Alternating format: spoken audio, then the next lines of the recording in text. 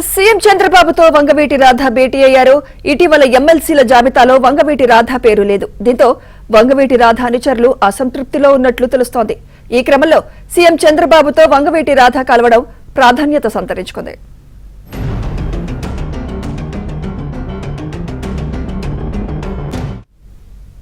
ఇదే అంశంపై మరింత సమాచారం మా ప్రతినిధి ప్రసాద్ అందిస్తారు. ప్రసాద్,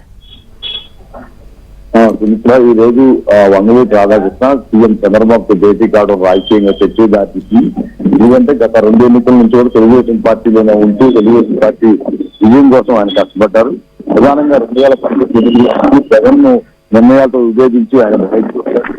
అప్పటి నుంచి కూడా 2019లో వివిధ కారణాల వల్ల సీట్ రాకపోయినప్పటికీ కూడా ఆయన తెలుగుదేశం పార్టీ కోసం ప్రచారం చేశారు. 5 ఏళ్ల పాటు ప్రతిపక్షంలో టీడీపీ ఉన్నప్పుడు కూడా తెలుగుదేశం పార్టీలోనే ఉంటూ వివిధ కార్యక్రమాలు కూడా నిర్వహించారు. అయితే 2024లో కూటమి పార్టీలన్నీ కలిసి పోటీ చేస్తున్న నేపథ్యంలో ఆయనకు సీట్ ఇస్తారని భావించారు.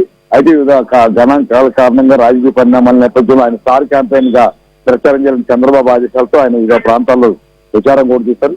కూటమి ప్రభుత్వం అధికారంలోకి వచ్చిన తర్వాత అతనికి సహాయత ఉంటుంది, తప్పకుండా చంద్రబాబు తగిన స్థానం కల్పిస్తారని కూడా అందరూ భావించారు. అందులో భాగంగా వివిధ పదవుల్లో కేటాయింపుల సమయంలో ఆయన పేరు చర్చకు దారితీస్తుంది.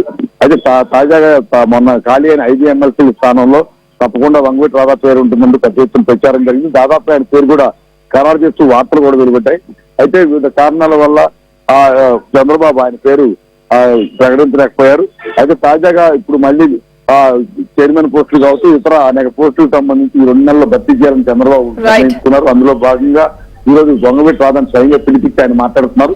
ఆయన బయటకు వచ్చిన తర్వాత ఏ అంశాలకు సంబంధించి చర్చించారనే వివరాలు వెల్లడించే అవకాశం ఉంది. Right, thank you Prasad.